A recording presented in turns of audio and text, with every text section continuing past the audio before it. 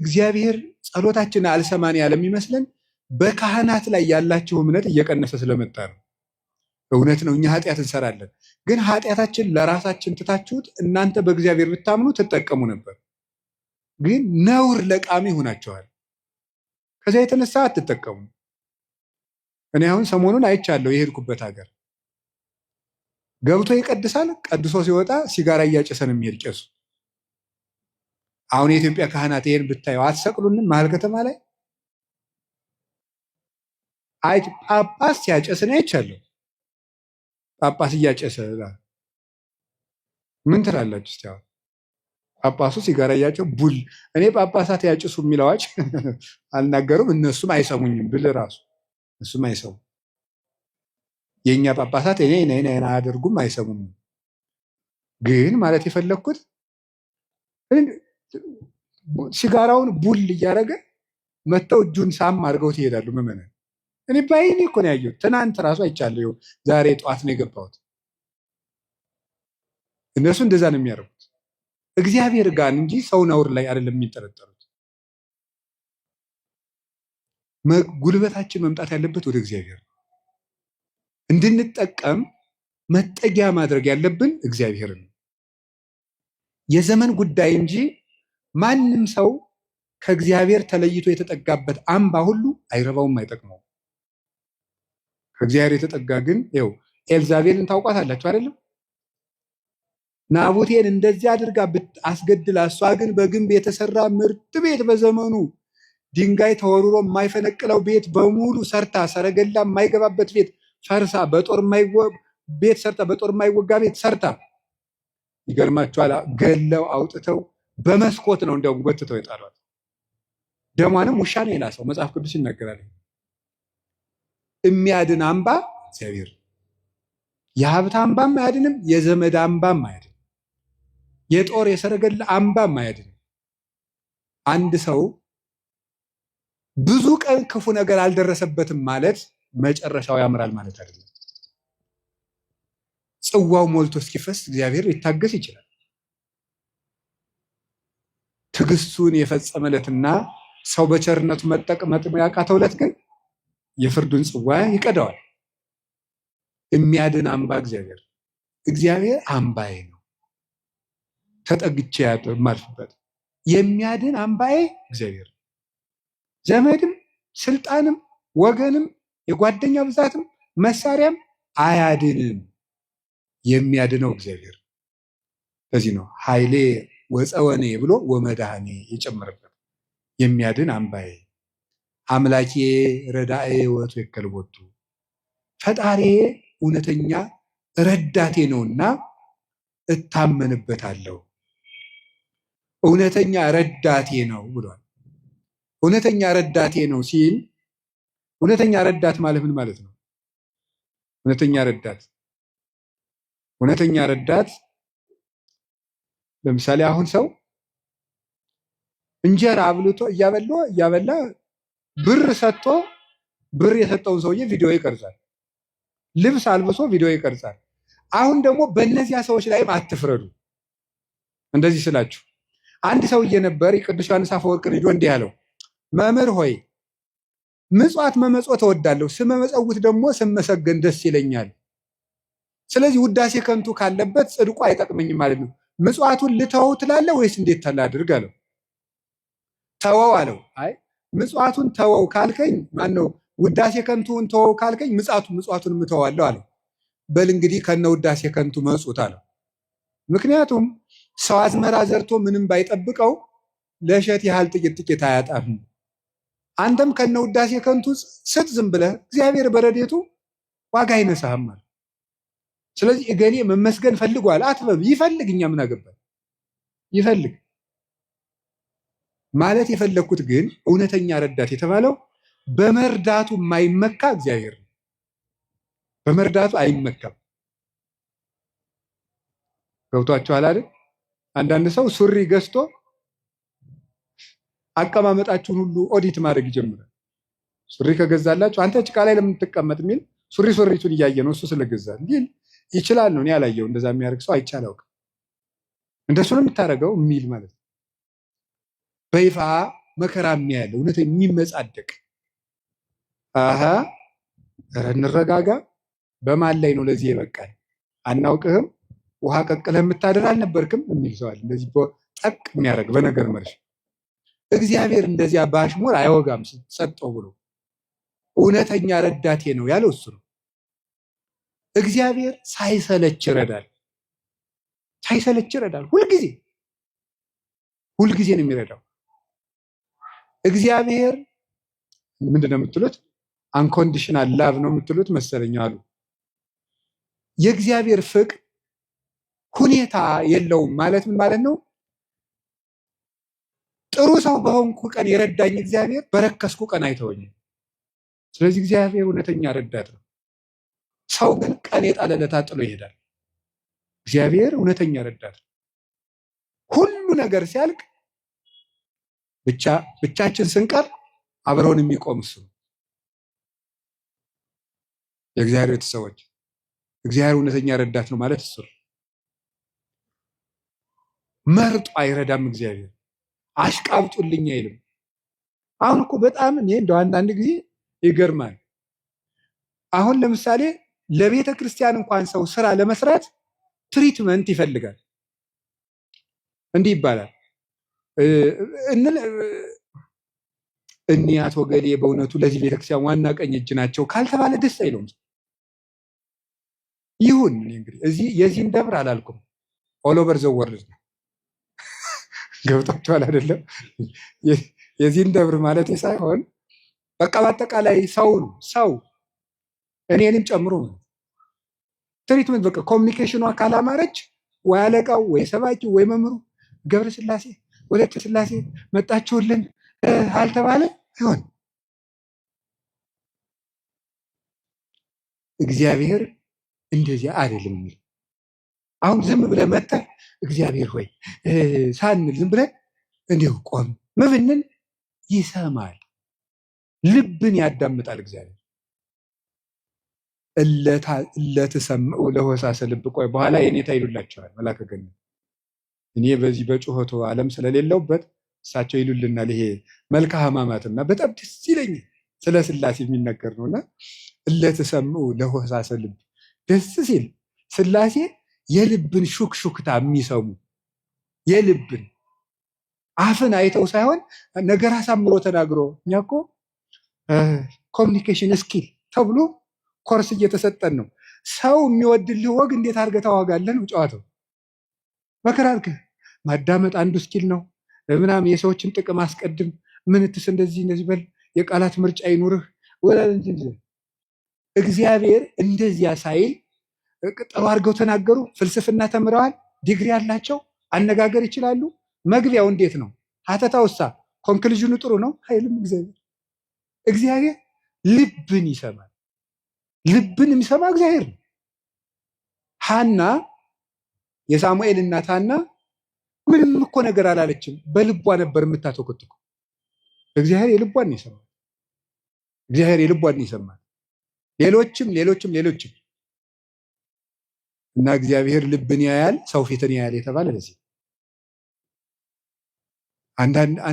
አንዳንድ ጊዜ እውነቴን ነው የምነግራችሁ፣ መታችሁ የምትሉት ከጠፋችሁ ብትችሉ ዝም ብላችሁ የአባታችሁ ቤት አላለ ቁሙ፣ ዝም ብላችሁ እዚህ ገብታችሁ ራሱ። አንዳንድ ጊዜ ጭንቀት ይበዛና ቃላት ያጥርና ኃጢአት ይደራረብና አፍን መክፈት ያቅታል። ገብቶ ዝም ብሎ ቢቻል ማልቀስ ጥሩ ነው።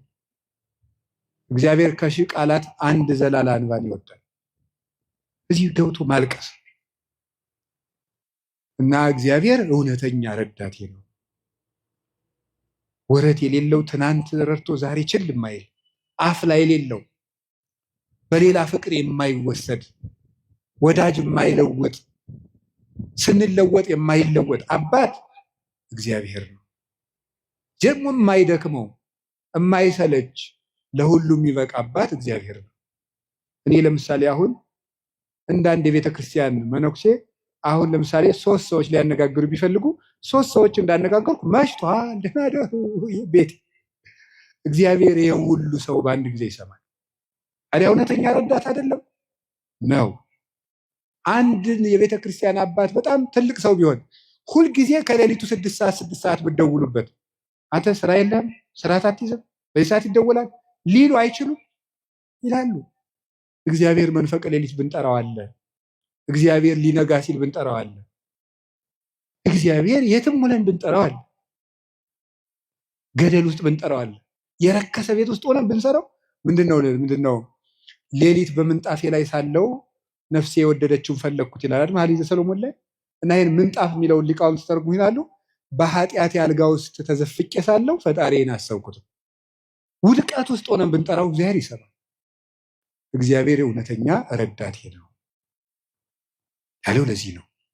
ምእመኔ ወቀርነ ሕይወቴ፣ የምታመንበት የሕይወቴ መመከቻ ቀንድ እግዚአብሔር ነው። ሶበ ጸዋዕክዎ ለእግዚአብሔር እድኅንም ጸርየ፣ ፈጣሪ እግዚአብሔርን በጠራሁት ጊዜ ከጠላቶች እድናለሁ። ይህንን ይዞ ሰሎሞን የእግዚአብሔር ስም የጸና ግንብ ነው ይላል። መጠጊያ የእግዚአብሔር ስም፣ የእግዚአብሔር ስም ሲጠራ፣ እግዚአብሔር የሚል ስም ሲጠራ ምድርና ሰማያት ይደነግጣሉ። ኢየሱስ የሚል ስም ሲጠራ ምድርና ሰማያት ይደነግጣሉ። ፊልጵስዩስ ምዕራፍ 2 ላይ አለላቸው ከመለስሙ ለእግዚእነ ኢየሱስ ክርስቶስ ይስግድ ኩሉ ብርክ ዘውስተ ሰማይ ወዘውስተ ምድር ወዘበታሕት ያለ ምድር። ለኢየሱስ ክርስቶስ ስም በሰማይና በምድር ከሰማይ በላይና ከምድር በታች ያለ ጉልበት ሁሉ ሊንበረከክ ይገባል። ለአንድ መነኩሴ ገዳም ሲገባ ከሚሰጠው ትምህርት አንዱ የኢየሱስ ክርስቶስን ስም መላልሰ መጥራትን አታቋርጥ ነው የሚባለው። የኢየሱስ ክርስቶስን ስም ኢየሱስ ክርስቶስ ጌታዬ ኢየሱስ ክርስቶስ ወይ ማረኝ ብዙ ቀን እናገራለሁ። እንዲህ ኢየሱስ ክርስቶስ የሚለው ስም ዝም ብሎ የሚቀር ስም አይደለም። ዲያብሎስ የሚፈራው ኢየሱስ የሚለውን ገና ሳይጨርሰው ቅዱስ እንጦስ ነበር የከበቡት አጋንንት የተበተኑት። በገድለ ቅዱስ እንጦስ እንደተጻፈ ክርስቶስ ኢየሱስ አማኑኤል እግዚአብሔር ብሎ መጥራት ዝም ብሎ አይደለም። በፍቅር ጥሩት፣ ጉልበት ይሆናቸዋል። ስለዚህ ጉልበቴ ሆይ እወድሃለሁ ያለው ከዚህ የተነሳ ነው። የእግዚአብሔርን ስም በጠራሁት ጊዜ ከጠላቶች እድናለሁ። ፈሪ አትሁኑ፣ ጠንቋይ አትሁኑ። ውሸታም ነው ጠንቋይ፣ አትፍሩ። ምናልባት እደግምባችኋለሁ ምናምን ቢል ምንም አትፍሩ። አሁን ይሄ ድሮማ ምን ያደርገ ይሄ ጠንቋዩ ሁሉ ጨው በቂጣ ቅቤና በርበሬ አንድ ላይ ሆኖ በገጠር በነገራችሁ ላይ ጨው የሚባል በርበሬ ነው እና በጣም ይገርማል። እና በጨው እንጀራ በላው ካልክ ሳልት አይደለም እንትን ነው በርበሬ ነው። እና በጨውና በቅቤ የተቀብቶ ቂጣ ያንን ያዞሩና አጋንንቱ ምናምን ብለው ደጋሞ ቱቱቱ ብለው መንገድ ላይ በቃ እያማተበ መብላት ቄስ ተማሪ ተመስገን እያሉ በስመ አብ ወወልድ ወመንፈስ ቅዱስ ግጥም አድርጎ ነው። የሰይጣን እንጀራ የለውም። ማን አባቱ ነው ለሰይጣን እንጀራ የሰጡ? ይቅርፋታ ምዳ ምንም የለውም ማምላክ። ሰይጣን ደግሞ የት አባቱ ነው እንጀራ ያለው? ደግሞ መቼ የቆፈረውን መቼ የፈጠረውን እንጀራ ነው። እንጀራን ለሰይጣን አትስጡ፣ ለምንም አትስጡ። አትደንግጡ። በእስራኤል ላይ ጥንቆላ በያዕቆብ ላይ ሟርት አይሰራም አይደለም ነው የእግዚአብሔር መጽሐፍ እንደዚህ ነው። የእግዚአብሔር ስም የጸና ግንብ ነው። እኔ ሁልጊዜ እናገራለሁ፣ የካህናት ስልጠና ስሰጥም እናገራለሁ። ምናልባት ድግምት የሚችል ሰው ካለ ጀግና እለዋለሁ፣ ይድገምብኝ ብዬ አውቃለሁ። አሁንም ይቻላል። እንደ ወንድ የሆነ ጀግና በዓለም አለ የተባለ ጠንቋይ ይድገምብኝ ብዬ አውቃለሁ። ይኸው አሁንም የምትሰሙ ካላችሁ ድገሙብኝ። እኔ በጌታችን በመድኃኒታችን በኢየሱስ ክርስቶስ ስም ፍጹም አምናለሁ። ምግባሬ ከሰው ድሃ ሊሆን ይችላል። በክርስቶስ ስም ግን ቀልድ የለም። ስሙን በስመ አብ ወወልድ ወመንፈስ ቅዱስ በጠራሁት ጊዜ ውዬ ባድር አንዳች እንደማይዞረኝ ያምናል። መቼም ልመርጋችሁ አሁን እኔ ሰው በጫማ ይደገምበታል በምናምን ይችላል። እኔ ጫማዬን ትቼው ነው የምመጣው፣ ውጭ ትቼው ነው የምገባው። መድገም ይቻላል። 4 ምንም አልሆንም። እናቱ ድንግል ማርያም ለእኔ መጠጊያዬ ናት። በእናትነቱ ምንም ቢሆን ከእሷ አቅፍ እጠጋለሁ። እንደዛ ከሆነ ደግሞ ምንም ሊሆን አልችልም። ስለዚህ አባ ጊዮርጊስ የተናገረው ሁልጊዜ የምወደው ቃል አለ። ለመኮነ ሰማይ መድሄ ወምድርኒ ማይረፀ እመተጣበቁ ለሐሪጾቴ ምንተ እንከ ይረስዩኒ ለማ አንቲ ምስሌ። ሰማይ መጅ ምድር ወፍጮ ሆኖ አጣብቀው ቢፈጩኝ አንቺ ከኔ ጋር ከሆንሽ ምን ይሆናል? ኦግዝቴ ቅድስት ድንግል ማርያም ዘበብራይስጢ ማርያም፣ በብራይስጢ ማርያም የምትባይ እመቤቴ ቅድስት ድንግል ማርያም ሆይ ለመወልድኪ አፍቀረኒ መኑ ይጸልአኒ፣ ልጅሽ ከወደደኝ ማን ይጠላኛል?